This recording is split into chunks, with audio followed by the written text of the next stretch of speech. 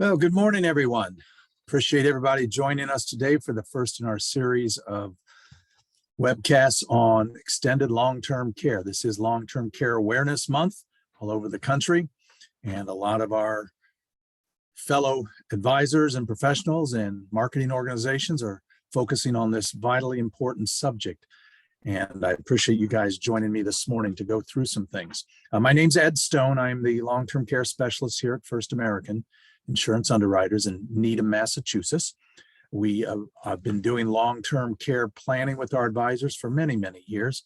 And when I joined the firm a couple of years back, I wanted to accelerate that. So we're definitely taking part in things like Long-Term Care Awareness Month.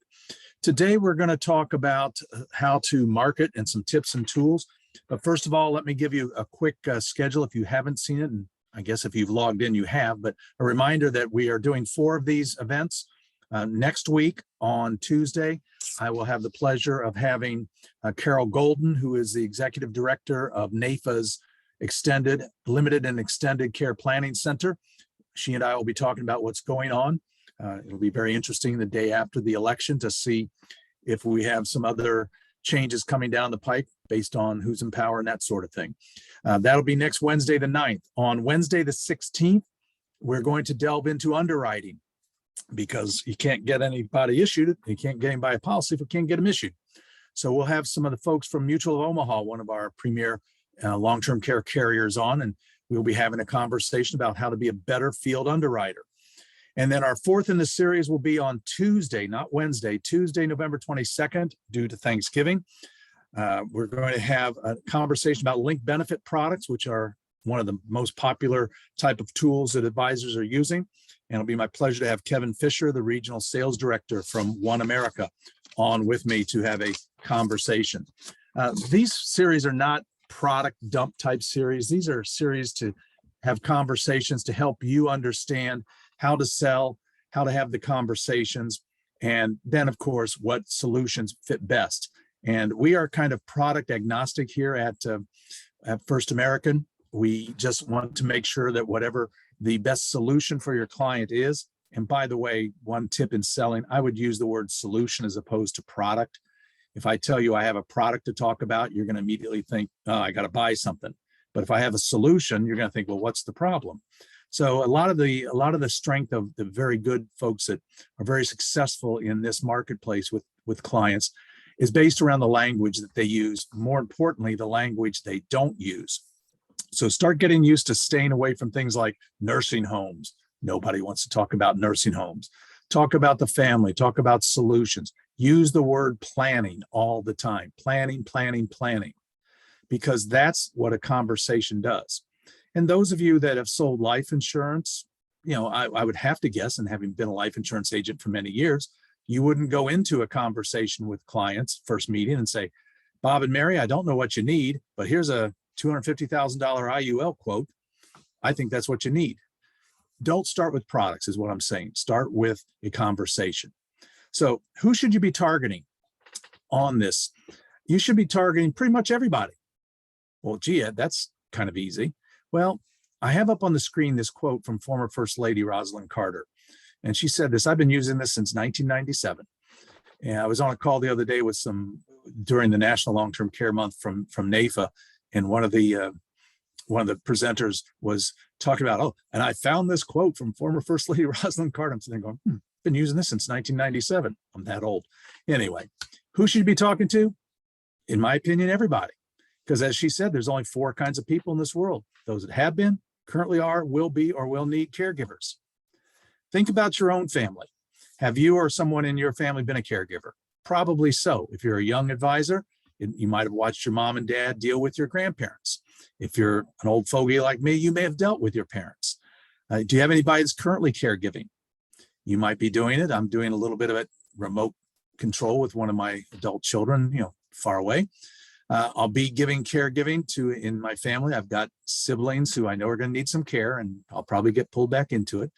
And of course, I'll need caregiving because I'm a child of the Woodstock generation. And of course, we've totally abused ourselves at some point in time. We'll need some caregivers. That's why I have a plan, which, by the way, please don't take this the way it sounds, but please don't try and have this conversation with clients if you don't own it yourself. Now, if you're too young or you can't medically qualify, understandable. If that's the case, make sure you explain that to your clients, because your credibility, one of the first tools you have is your credibility with your clients. And your credibility is going to be shot if you go through learning how to have these conversations, how to do plan designs, using our support system. And then they say, well, gee, Ed, who do you have your plan with? Oh, I don't need it, Bob and Mary, because I'm going to self-insure. The government's going to take care of me. It's never going to happen. My family's going to take care of me. Well, then I'm going to do that too. So please, please, please own what you sell. I think we all learned that in the first day in the business. I own my life insurance, DI, annuities, long-term care. It was my best customer. So talk to people about this subject in a way that isn't product-oriented or risk-based, because you can't make the assumption that everybody you're talking to will ever need extended care. Don't use statistics. Everybody likes to use statistics. Well, 70% of people age 65 and above are going to need some form of long-term care, according to the Center for Medicaid Studies. Well, that's fine. I'll be the 30% that won't need it. So get out of my face. Try and have those types of conversations with your clients that will help them put themselves into the picture. This is the first sales tip I can give you: is paint pictures, tell stories. That's what gets people to move. It gets people to think about, okay, maybe I won't need the care, but man, if I did, what's it going to do to my family? What would be the consequences of not having a plan in place to my family, to disrupting their lives? More importantly, all those commitments I made to my family when I was working hard, accumulating my wealth. Will I no longer be able to keep those commitments? Chances are you won't, because the money you now have to put towards your care, were it to occur, was money you had earmarked for all these commitments. You can't tell the grandchildren you help them go to college. You can't buy the second home, in Florida. Hopefully not Southwest Florida these days. It's pretty rough down there. So think about how you would want people to approach you when it comes to this type of a conversation. And that's how you really should be approaching your clients, is giving them this mental picture of how their life would be, and more importantly, how their family's life would be. And I always say to people, if this happens, you're going to get your care. Somehow, some way you will get care. I'm not worried about a client that doesn't have long-term care insurance not getting care. They'll get care. It may destroy their family in the process. It may run them into bankruptcy and wind up in Medicaid. It may do, sorry about that. It may totally ruin all the plans they had for, what they were going to do that they worked so hard for. So have a plan in place. Make sure your clients understand that without a plan, everything they have goes awry. I've got a tool here in a second I'm going to show you that really talks about the demographics of who we should be talking to. So hang tight for a second on that. But one of the markets that I think people aren't looking at enough, hang on one second, there we go, get rid of that, boom, is this next market right here, businesses. Businesses are a tremendous market to go after. Now, I did a presentation about a month ago on executive carve-out. It was a 45-minute presentation. We have the link to it if you're interested in hearing that 45-minute conversation where I laid out the strategies, talked about the tax advantages, et cetera, how to partner with CPAs. Just reach out to me, estone@faiu.com. I'll be happy to send you that link. But what you're going to find is this is a market that has virtually no competition. Talking to business owners about using long-term care as an executive benefit is the easiest conversation in the world, because we don't focus on things like the need for long-term care. We don't focus on things like, the risk of long-term care. We talk about how to protect their business from losing quality people. We use it as a tool to the 3 R's: recruit, reward, and retain, people in their company. So this is a market, if you're working in the business market, if you have business clients, you and I need to have a half an hour conversation, and then bring me into the conversation with you and your prospect. And also we want to get to their CPAs, because their CPAs are going to be a great source of further leads. And in that webcast I talked about how to approach the CPAs in a way that will actually get you in the door instead of getting you, kicked off the property, so to speak. So that's a market that you should be looking at, is the business market. Tremendous market. You do very large premiums because you're using corporate money, and it becomes a way for you to get into those businesses to do the other things you do. Okay, these next 3 or 4 pages are a tool that we have here at First American called the LTC Navigator, because we're trying to help you navigate through this process. Most of you on the call are probably not long-term care specialists. You haven't been doing it night and day like myself for 30 plus years. You're dabbling in it, you're jumping in and out of it. Your clients have approached you perhaps on the subject. And so you want to feel more comfortable. That's our job. And I'll talk about that as we close, about the services that we can, support services we can give you. But who are good prospects? This tool that you have that we will send out to everyone after this call, this tool will help you kind of rifle shot in more on the people you should be talking to. First of all, from a demographic age standpoint, 45 to 65 is the primary market. 20 years ago, it was 71 plus. Today, the average issue age is about 55 to 57. So it's a case where if you have those clients that fit that 45 to 65-year-old demographic, then it's a case where that will be, that'll be the type of market. Do you look for the uber wealthy, or do you look for the poor? Well, first of all, somebody who doesn't have a lot of assets are not going to be a candidate, because 1, they probably can't afford premiums on long-term care plans, but 2, they are really who Medicaid was designed to help. Folks that will quickly spend down their assets and become, part of the Medicaid system. Well, Ed, how about the wealthy people? I have wealthy clients. And when I ask them about this, they say, oh, I can buy the freaking nursing home, Ed. Why should I spend any money on this? Well, here's why. Wealthy people understand risk transfer. They transfer risk all the time. They could probably replace their car if it, was in a wreck or something, or caught on fire, whatever. They could probably replace it for cash, right? They got that kind of money under the mattress, but they insure it. Obviously you have to have insurance, to get the car financed and stuff like that. But, they insure other things. They insure their homes. They insure their lives. You sell them life insurance. They insure all types of things. They understand the idea of risk transfer. The reason they're not doing this type of planning is the way you've approached them is such that you've talked about the risk, and they're sitting there. Affluent people a lot of times are hard charging folks. They've worked very hard to accumulate their wealth. They're self-reliant, indestructible, invincible. And, if it's men, they have a big red S on their tights underneath their shirt. So you talk about risk with them, they say, oh, if it happens, I'll just, self-insure it.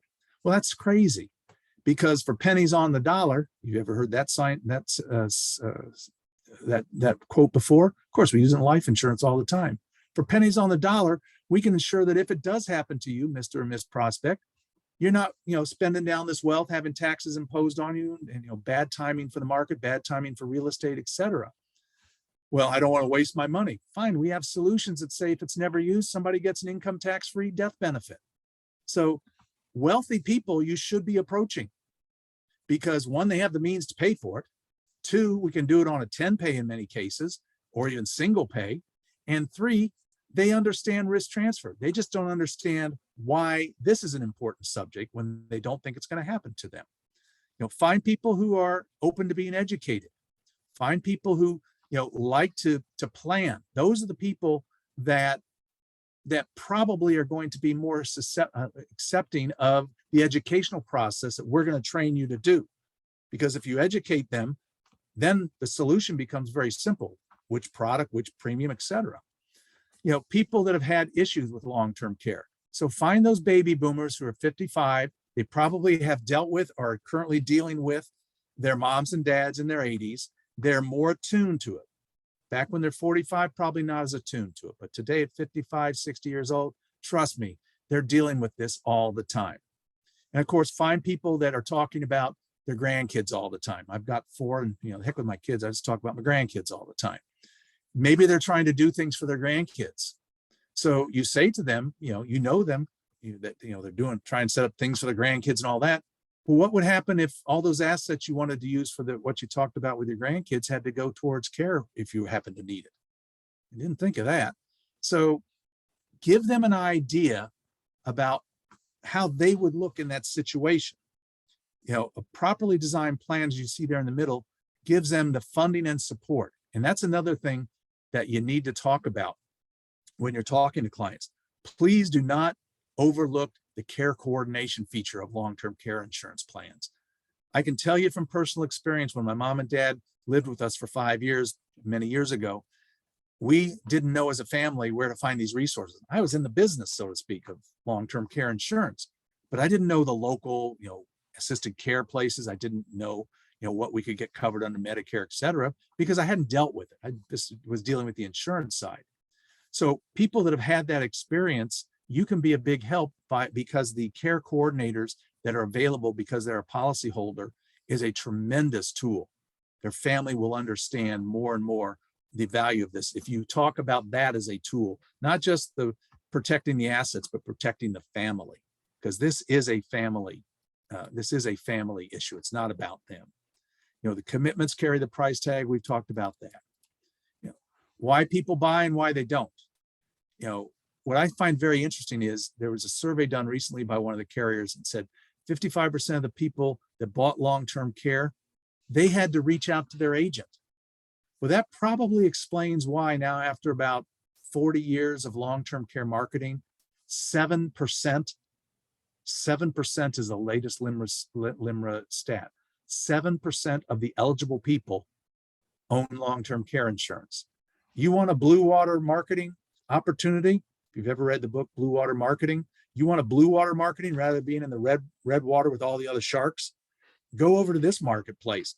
You won't have much competition. And also, from a greedy standpoint, if you will, as an advisor, you need to be having these conversations, because if you don't, somebody else will have that conversation with your client for whom maybe you're doing assets under management or financial planning, et cetera, and they're going to take that away. If I ever came upon a client that had an advisor and that advisor didn't talk to them about it, I would say something along this lines. Gee, that's interesting. Bob over there at Shifting Sands Mutual, he's a really good agent. I know him. I can't believe he hasn't talked with you about this very important subject that we're going to talk about today. That's really, because they're usually pretty good at stuff. Well, let's go ahead and have that conversation. Now, what did I just do to Bob, the Shifting Sands Mutual agent?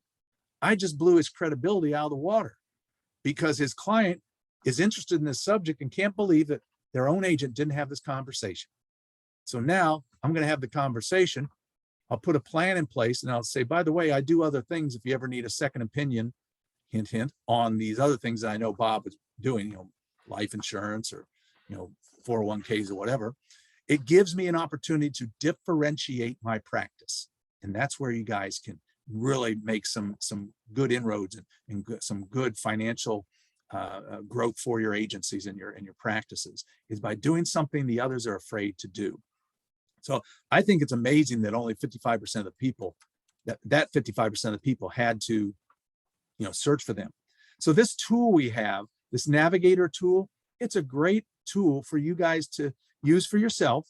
The first 3 or 4 pages are for you.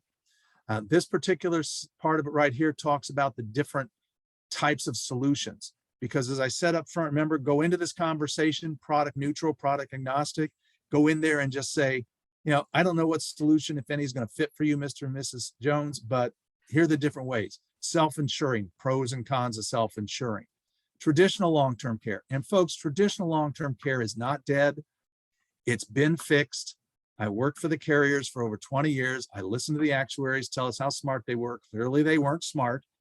Long-term care plans for traditional policies are now priced where they should be, based upon what we didn't know back then that we know now.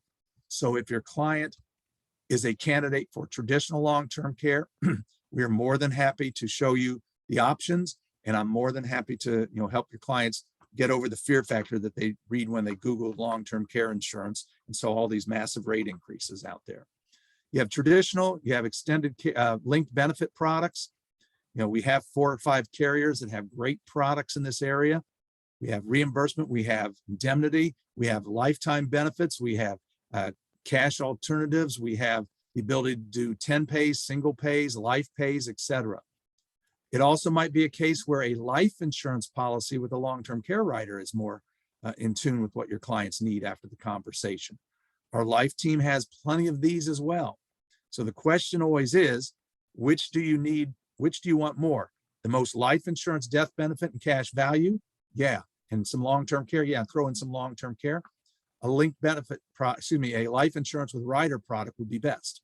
Or no, I want the most long-term care, but I'd sure hate to pay for it and never get anything if I died. Then a hybrid linked benefit product is a better option for them because it'll give them more long-term care. Not as much death benefit, not as much cash value. And finally, please, please, please don't forget long-term care annuities. Here's a market for you right now. Sit down after this call, look at your book of business. See anybody that you've sold an old non-qualified annuity to. It doesn't have to be, 500,000, 50, 75, 100,000 sitting in it. This is money, or if it's a new client, this is money that probably has been earmarked, not for retirement income purposes. It's just not going to kick off enough retirement income, right? 100,000 on a SPIA might get you $500 a month for a lifetime or whatever. This is money that they're probably in their mind saying, if I get sick and need money, I'll cash this out because by then there won't be penalties and all that stuff. Long-term care annuities, we have 2 of them. Unfortunately, not available in Connecticut or New York, but we have 2 carriers that have great long-term care annuities that allow you to take old annuities, 1035 exchange them into this. You're either going to double, triple, or lifetime benefit that money for long-term care. So if you have somebody with an old non-qualified annuity, ask them what the purpose of it is. If they say just in case rainy day, say, do you mean if you got sick or something when you're older, you might need this money? Yeah. Well, if you cash out that annuity for that purpose, 2 things are going to happen. Both of them are bad. What? One, you started with 50,000 way back when, you're now up to 100,000. Yeah. You cash out that 100,000, you got a $50,000 income that year that you got to pay taxes on. Unless you're, unless you call paying taxes patriotic, which I don't. I'm not measure my patriotism by the size of the checks I send every year. You don't want to pay taxes on that money, right? Well, I'd like to not pay it, sure. So the second problem is, if you cash out the $100, how much you're going to get? Excuse me, 100,000. How much you're going to get? 100,000, right? Why are you giving up the possibility of getting 2, 3, 4, or even more times money for the reason you're cashing it out? Because you want to stay there. See, these products under the Pension Protection Act, they allow you to transfer the money tax-free. They allow you to take money out of it for long-term care purposes, 100% income tax-free. That means the original basis, the 1035 money that came over, any growth in the annuity since you brought it over, all of that money, as long as it's used for long-term care, comes out income tax-free. So folks, that's a ready-made market for you right there. If you have old annuities in your book of business, or clients, people that have annuities, ask somebody 6 years, you got any annuities? Yeah, well, I was reading this article, I was learning this idea about how to take them. The government wants you to be able to take them and use them for extended care if you ever were to need them and avoid taxes. That sound interesting? Who wouldn't want to have a quick 5-minute conversation on that?